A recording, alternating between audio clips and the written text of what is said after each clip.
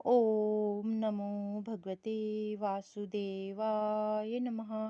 जय श्रीराम, जय श्रीकृष्ण, राधे राधे. श्रीमद भगवद्गीता ही मराठीमध्येच आहे आणि भगवद्गीता ही पवित्र असा एक आपल्या हिंदू धर्मातील पवित्र असा ग्रंथ आहे. श्रीमद भगवद्गीता ही प्रत्येक मनुष्याने आयुष्यात एकदा तरी ऐकायला पाहिजे, वाचायला पाहिजे. तर मित्रांनो, खास करून माझी सुद्धा इच्छा होती की भगवद्गीता वाचावी. माझं वाचन करता करता मी तुमच्यासाठी सुद्धा व्हिडिओ बनवत आहे. तुम्हाला वेळ नसेल, कदाचित कधी आजी आजोबांना वाचता येत नसेल, तर त्यांना मोबाईल सुरू करून ते ऐकत राहते. तर मित्रांनो, श्रीमद भगवद्गीतेचे व्हिडिओ तुम्ही नक्की ऐकत चला. काम करता करता सुद्धा तुम्ही ऐकू शकता किंवा सकाळी उठल्यावर सुद्धा तुम्ही ही भगवद्गीता ऐकू शकता. तर मित्रांनो, आता आपण उर्वरित भाग सुरू करूया.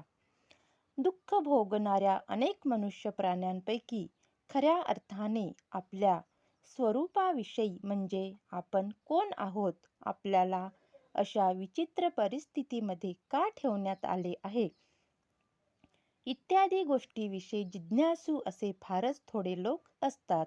आपण दुःख का भोगतो यासंबंधी आपली जिज्ञासा जर जागृत झाली नाही, त्याचप्रमाणे आपल्याला ही दुःख नको असून सर्व दुःखातून सुटका करून घेण्याची आपली इच्छा आहे, हे सत्य जर मनुष्याला उमजले, तर अशा मनुष्याला खरा मनुष्य समजता येणार नाही. या प्रकारची जिज्ञासा एखाद्याच्या मनामध्ये उत्पन्न झाल्यावरच खऱ्या अर्थाने मानवतेचा आरंभ होतो. या प्रकारच्या जिज्ञासेला ब्रह्मसूत्रामध्ये ब्रह्मजिज्ञासा असे म्हटले आहे. जोपर्यंत मनुष्याला परब्रह्माची स्थिती जाणण्याची जिज्ञासा नसते, तोपर्यंत त्याची सर्व कार्य निष्फळ समजली पाहिजेत. म्हणून आपण दुःख का भोगतो, आपण कुठून आलो आणि मृत्यूनंतर आपण कुठे जाणार, या प्रश्नाविषयी जे जिज्ञासू आहेत तेच भगवद्गीतेचे योग्य अभ्यासक होण्यास पात्र आहेत. प्रामाणिक शिष्याला भगवंताविषयी पराकाष्ठेचा आदरभाव असणे हे सुद्धा आवश्यक आहे. अर्जुन हा असा एक प्रामाणिक शिष्य होता. जेव्हा मनुष्य आपल्या जीवनाचे मूळ ध्येय विसरतो, तेव्हा त्या ध्येयाची पुनर्स्थापना करण्यासाठी भगवान श्रीकृष्ण अवतार घेतात. असे असूनही वास्तविक ध्येय जाणणाऱ्या अनेकानेक व्यक्तीपैकी एखाद्याच खऱ्या अर्थाने स्वतःचे स्वरूप जाणू शकतो आणि अशा मनुष्यासाठीच भगवद्गीता सांगितली आहे. खरे म्हणजे आपणा सर्वांना अज्ञानाच्या वाघिणीने गिळंकृत केले आहे. पण भगवंत सर्व जीवांविषयी आणि विशेष करून मनुष्य प्राण्यांविषयी अत्यंत दयाळू आहेत. याच कारणासाठी त्यांनी आपला मित्र अर्जुन याला स्वतःचा शिष्य करून भगवद्गीता सांगितली. अर्जुन भगवान श्रीकृष्णांचा सखा मित्र असल्यामुळे अज्ञानाच्या पलीकडे होता, परंतु कुरुक्षेत्राच्या युद्धभूमीवर त्याला जाणीवपूर्वक अज्ञानात टाकले गेले. त्यामुळे तो जीवनाच्या समस्यांविषयी भगवान श्रीकृष्णांना प्रश्न विचारू शकेल आणि श्रीकृष्णही मनुष्याच्या भावी पिढ्यांच्या कल्याणार्थ या समस्यांचे समाधान करून जीवनाची घडी नीट बसवून देऊ शकतील. अशा रीतीने मनुष्य योग्य कृती करून मनुष्य देहाचे उद्दिष्ट प्राप्त करू शकेल. भगवद्गीतेचा विषय म्हणजे 5 मूलभूत तत्वांसंबंधीचे ज्ञान होय. गीतेमध्ये सर्वप्रथम परमेश्वरासंबंधीच्या ज्ञानाचे आणि नंतर जीवात्म्याच्या स्वरूपस्थिती संबंधीच्या ज्ञानाचे विवेचन केलेले आहे. जो सर्वांचे नियंत्रण करतो तो परमेश्वर होय आणि जे नियंत्रित असतात ते जीवात्मे. मी नियंत्रित नसून स्वतंत्र आहे असे म्हणणाऱ्या जीवात्म्याला मूर्खच समजावे. जीव निदान आपल्या बुद्धावस्थेमध्ये तरी सर्वथा नियंत्रित असतो. अशा प्रकारे भगवद्गीतेमध्ये ईश्वर आणि परम नियंत्रक आणि नियंत्रित जीवात्मे यांच्या संबंधी विवेचन केले आहे. तसेच प्रकृती, काल आणि कर्म यांचेही विवेचन गीतेमध्ये करण्यात आले आहे. हे अखिल विश्व निरनिराळ्या प्रकारच्या कृतींनी भरलेले आहे. सर्व जीवात्मे वेगवेगळ्या कृती करण्यात गुंतलेले असतात. ईश्वराचे स्वरूप, जीवात्म्याची स्वरूपस्थिती, प्रकृती, भौतिक विश्व म्हणजे काय आणि ते काळाच्या प्रभावाने कसे नियंत्रित केले जाते आणि जीवात्म्याची कर्मे कोणती इत्यादी गोष्टीचे ज्ञान आपण भगवद्गीतेपासून मिळविले पाहिजे.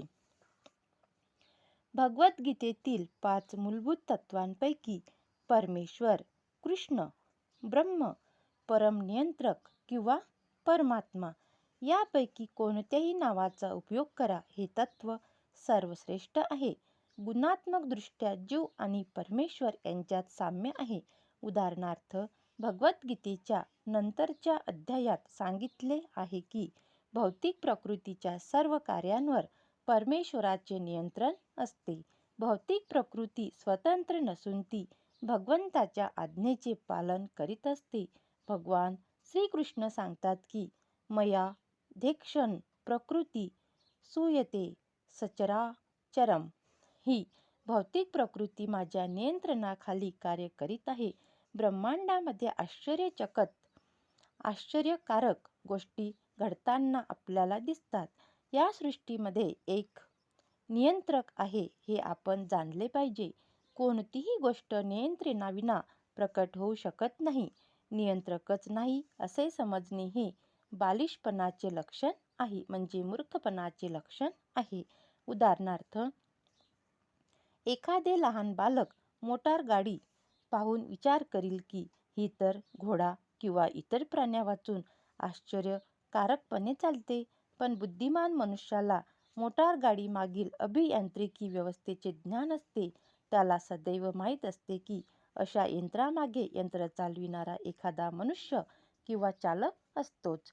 याचप्रमाणे परमेश्वर सुद्धा एखाद्या चालकांसारखा आहे. त्याच्या मार्गदर्शनाखाली सर्व काही घडत असते.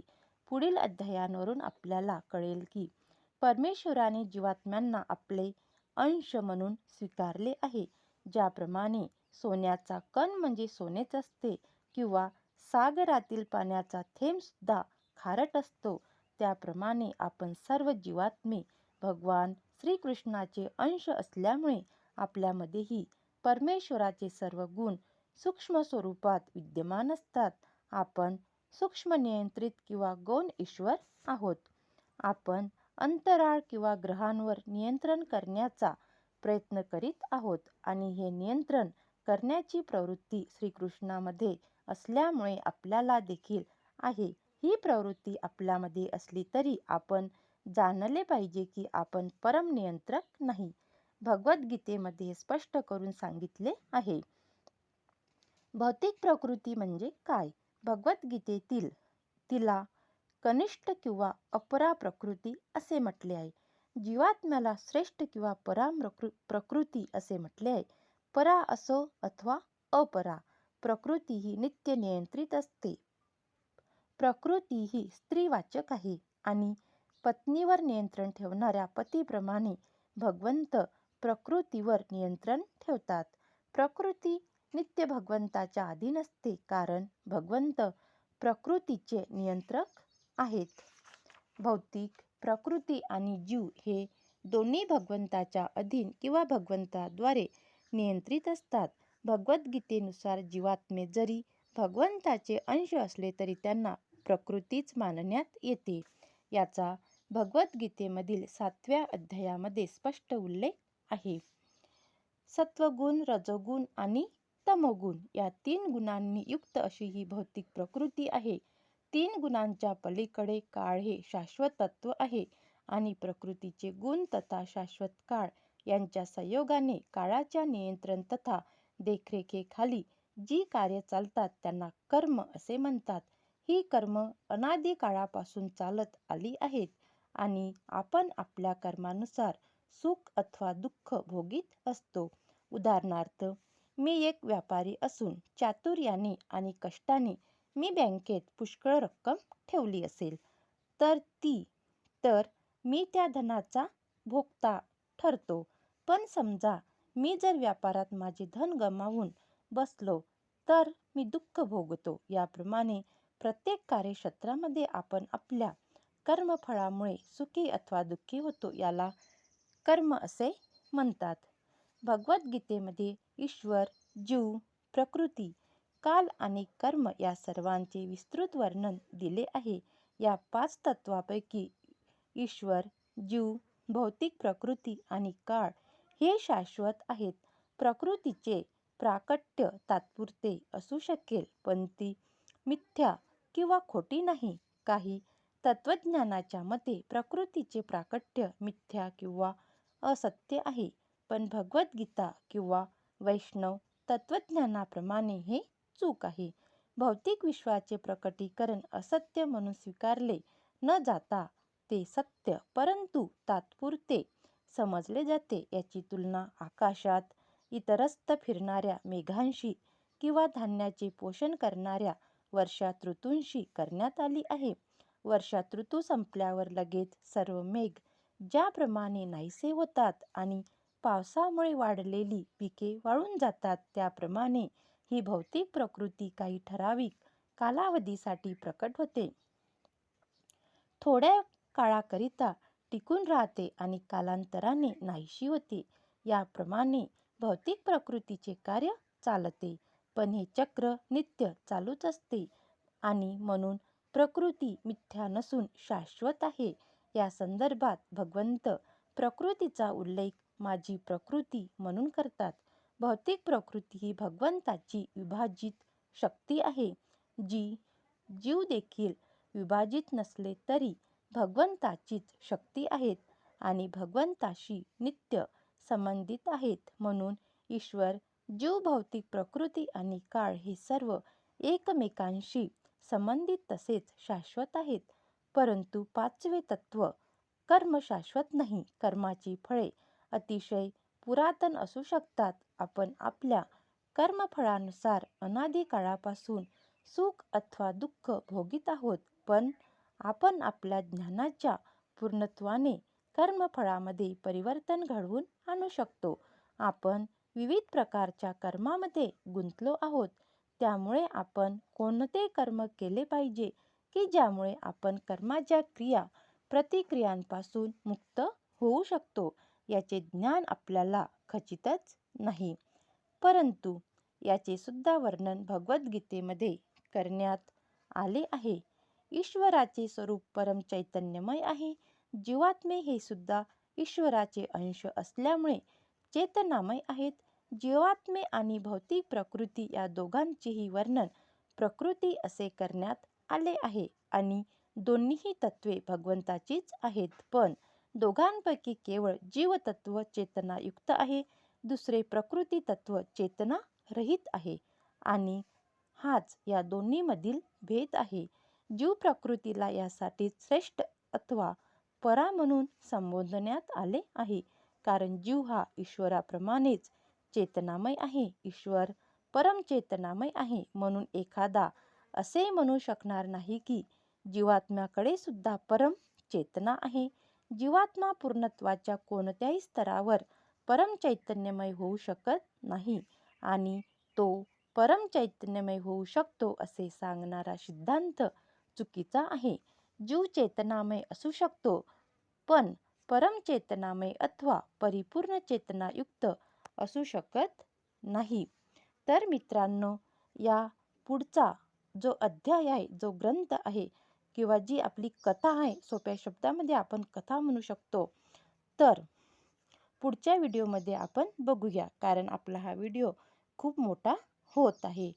ओम नमो भगवते वासुदेवाय नमः. जय श्रीराम, जय श्री कृष्ण. राधे राधे.